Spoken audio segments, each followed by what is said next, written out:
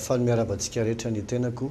Bishop Patrick Andrianarivo avy amin'ny fiangonana Evangelique Chaine ao anatin'izao fandaharana izao. Mino fa hitondra soso fampaherezana ho anao ny fandaharantsika ary manasa anao mba hiteny amin'ny namana sy ny havana izay ao an-trano mba hiary hijery ny fandaharana eny ny fandaharantsika amin'ity anio ity. Eto am-piandohana dia te-hampafantatra anao ny fotoana lehibe izay iarahanao amin'ny fiangonana Evangelique Chaine amin'ny faran'ny volana oktobra izao dia ny 29 sy ny 30 oktobra izao. Ny sabotsy hariva dia fotoana natokana ho an'ny vehivavy, sabotsy 29 oktobra dia fotoana natokana fotsiny ihany ho an'ny vehivavy, ary ny alahady tontolon'andro 30 oktobra dia misokatra ho antsika rehetra na lahy na vavy na iza isika ao anatin'ity fotoam-bavaka ity dia misokatra ho antsika rehetra ilay izy. Ny fotoana anankiroa dia tena le sabotsy lahy dia samy manana ny loha hevitra izay tena samy mampiavaka azy. Ny sabotsy dia misy loha hevitra anankiroa lehibe ary mazava ho azy misy fotoam-bavaka roa lehibe ny sabotsy. Dia ny fidirana voalohany izay amin'ny 2 ora ka hatramin'ny 3 ora loha hevitra dia hoe ampody ianao avy amin'ny fahababoana izy. Ny amin'ny 3 ka hatramin'ny 5 ora indray dia ny loha hevitra ho an'ny vehivavy izy ity dia hoe anisoanao mihoatra noho ny taloha izy. Ny alahady fa 30 ny volana oktobra indray tontolon'andro ny loha hevitra dia ny hoe deloelo vaovao. Deloelo vaovao. Misy fidirana anankitelo no maraina ary fidirana anankiray ny hariva. Amin'ny ena sasany maraina fidirana voalohany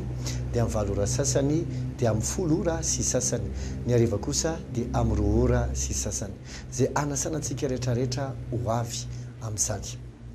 Amin'io alahady fa 30 ny volana oktobra io dia isy fanosorana tena hoe fanosorana deloelo mihitsiny izay ampitana ny herin'Andriamanitra amintsika tsirairay avy. Raha mijery mantsy tany amin'ny testamenta taloha dia Andriamanitra dia niteny tampisorona tamin'ny fotoan'andro ao amin'ny Exodus 30 hoe manamboara deloelo fanosorana masina ho anareo sy ny taranakareo. Dia dikan'izay zany le hoe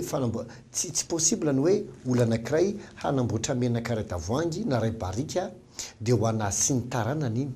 Natao koatra hoe ray siterina azy tsy possible ho ampy azy sy ny taranany, satria izay voalaza amin'ny bokin'ny Exodus ozy hoe ho anareo sy ny taranakareo. Fa ny tena tiany tenena dia izao hoe ty resaka fanosorana deloelo ity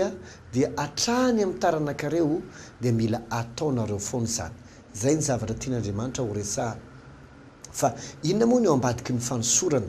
Inona ny tena hoe zavatra mitranga rehefa manositra olona anankiray? Raha mamaky tsika ny bokin'ny Samuela voalohany dia mahita tsara tamin'ny fotoan'andro izay nanosorana an'i Davida. Samuela voalohany 4:12 azafady fa ny 3:13.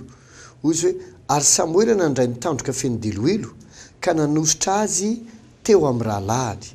Ary ny fanahin'i Jehova dia nilatsaka tamin'i Davida hatramin'iny andro iny dia nitsangana Samuela ka naka ny rano. Ozy hoe Samuela zany naka le tandroka feno deloelo dia nalatsany tamin'i Davida, nararany tamin'i Davida ilay izy. Mazava ho azy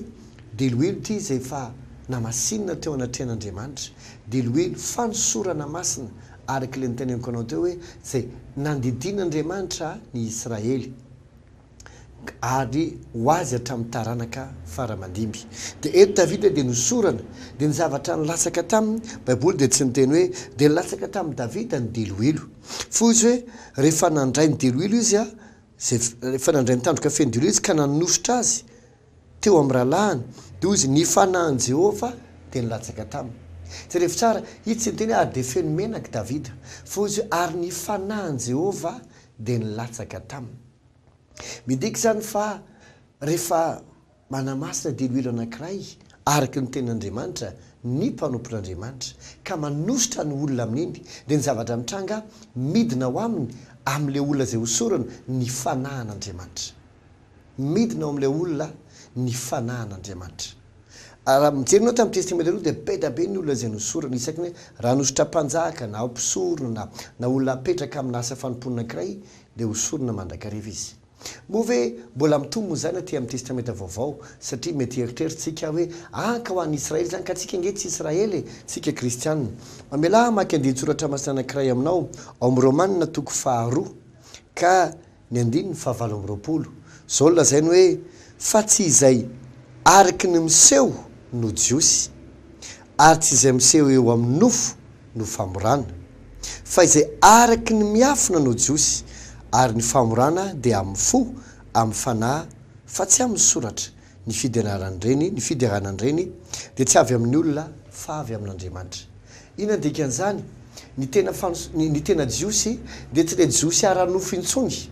le hoe ny famantarana azy dia forana rehefa feno 7 andro fa ozy ny tena famorana dia tsy le nofo fa ny famorana ny fo dia tsy inona izany fa ny fiovam-po na hoe ny fahaterana indray.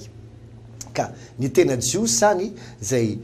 mahazo ny tena fiderana avy amin'Andriamanitra fa tsy avy amin'ny olona dia ny olona voafora fo zany hoe ny olona nateraka indray reno no antsoina hoe Israely ara-panahy. Ka raha milaza ny boky ny Exodosy tamin'ny Israely hoe ao manamasina deloelo ho fanosorona anao sy ny taranakao dia ho antsika kristianina ho anao zany zay zanak'Andriamanitra ny anosorana anao deloelo ahatonga anao handray ny fanan'Andriamanitra edinao aminao zay hitondra zavatra tsy takatra ny saina eo amin'ny fiainanao. Dia mety hitentsika hoe za aloha dia tsy mino an'izany resaka hoe fanosinosorana deloelo zany fa tsy voatera tao an'izany vao afaka misy fanamasina fa nga Jesosy nanao an'izany. Raha mamakytsika ny filazantsara ny Marka inge hojerevantsika satria ity fotoana amin'ny 30 oktobra ity dia tena izy tsy fotoana anakefatra akory le 3 marina sy 2 hariva dia izy fanosorana deloelo foana fa ny fotoana anankiray ao anatin'ny anakefatra io dia tena izy fanosorana deloelo kanefa ny fotoana rehetrarehetra dia izy fampitana ny herin'Andriamanitra amintsika na hoe ny osotry ny fanamasina amintsika fa misy ny fotoana anankiray amin'io kosa zay fotoana tena fanosorana deloelo atsika tsirairay avy. Inge hojerevantsika amin'ny filazantsara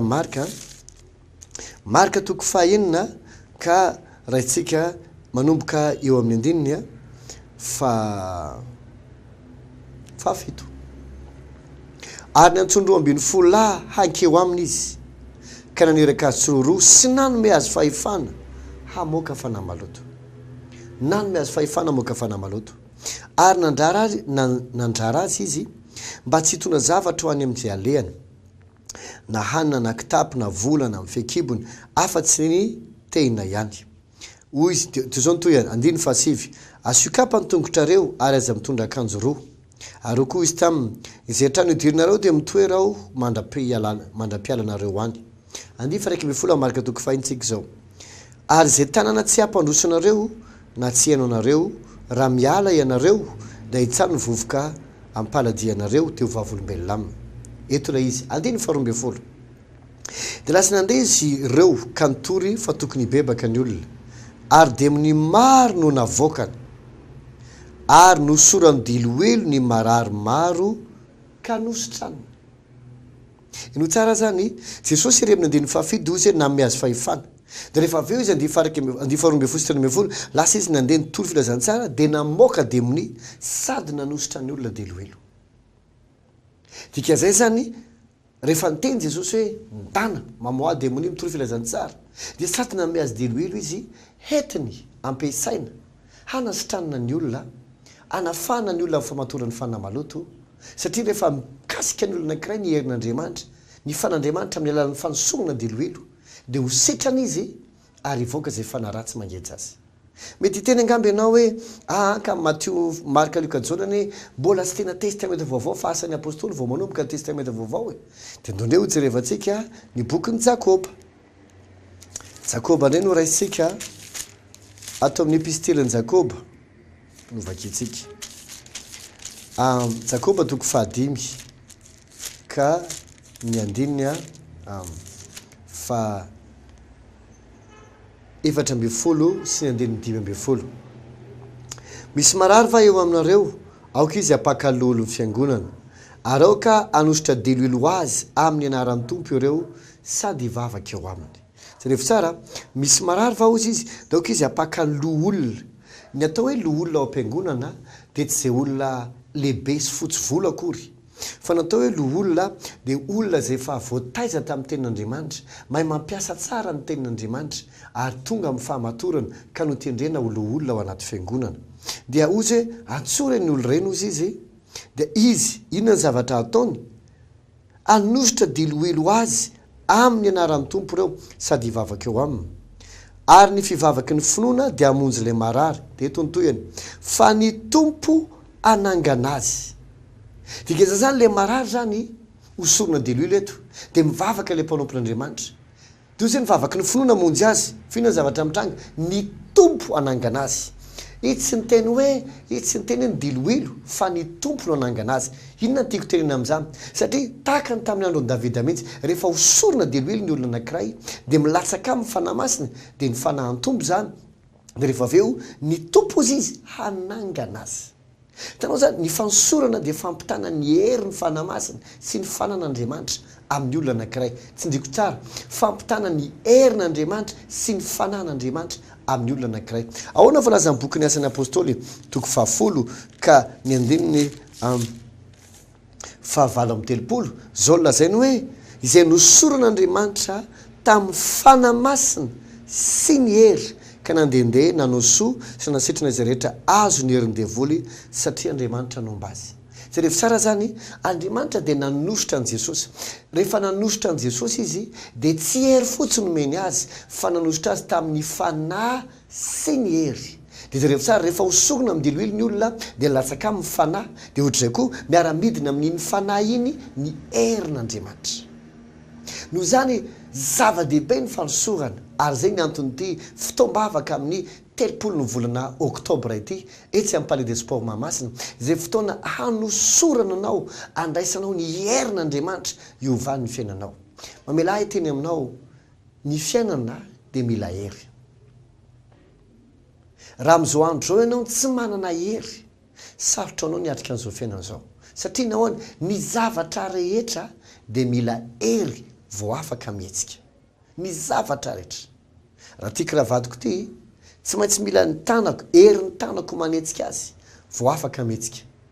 de tahak'izay koa na de singambolon-dohako anankiray azy tsy maintsy misy hery manetsika azy vao mihetsika izy na io ny herin'ny rivotra na zavatra hafa fa tsy zavatra afaka mihetsika na hatramin'ny zavatra maivana indrindra azy raha tsy misy hery manetsika azy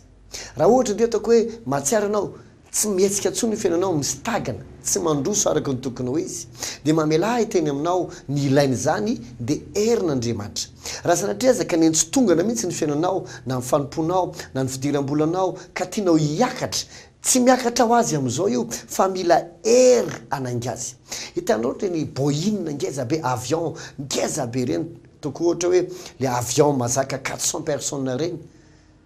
miaraka amin'ny entana rehetra ao anatiny amin'ny taona be vy be iny mba azonao an-tsaina ve fa toko ohatra zao ohatra hoe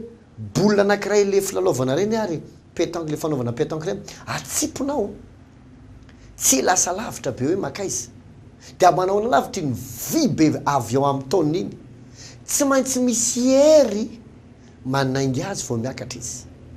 satria misy nyatsona hoe lalàn'ny fisintonana zay misintona ny zava-drehetra hidina fa misy koa nyatsona hoe lalàn'ny fampiakarana law of lift ozy izy ny teny anglisy zay manainga ny zavatra de tsy maintsy ampiasainy zay fortra izay iangany ny avion iny zay mahatonga ny réacteur be anankiroa amin'ny avisy amin'ny havanany avion iny de misy lalàna ampiasainao anetsika fortra ingany ny avion be iny de tahaka zay nany koa na mavesatra tahaka ny ahoana azy ny fiainanao na ny fanomponao na ny asanao ohatrany hoe fa tsy hainga azantsony amin'ny fotoana midina ny herin'andriamanitra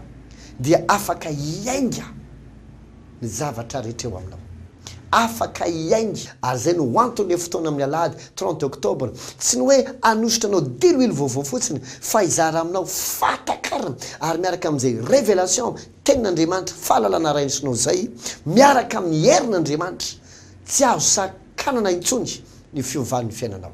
ko manasanao zay ho avy etsy amin'ny palais des sports amin'ny alahady 30 oktobra ho avy zao amin'ny enina sasany maraina vidirina voalohany de aveo amin'ny valo sasany de aveo amin'ny folo sasany ny ariva amin'ny roa ora sy sasany tongava marobe na ny olona avy any amin'ny faritany aza ho avy anatrika an'io fotoana io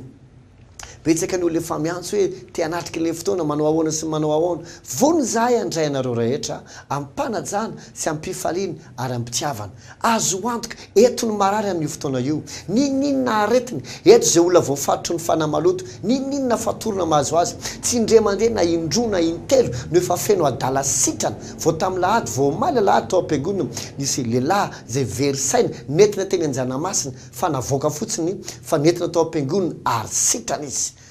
Andriamanitra tena tsy miova be da be ny olona sitrana tao anaty fiangonana ny olona malemy mitsangana mona ny teny jamba mahiratra marenina mandre ny olona voan'ny sida voan'ny cancer voan'ny diabeta amin'ny karazany ny aretina zay sitran'Andriamanitra ary vomaly be da be ny olona nandrefana sitranao maly olona zay tsy afaka nietsika ny sandrana nandritra ny 8 volana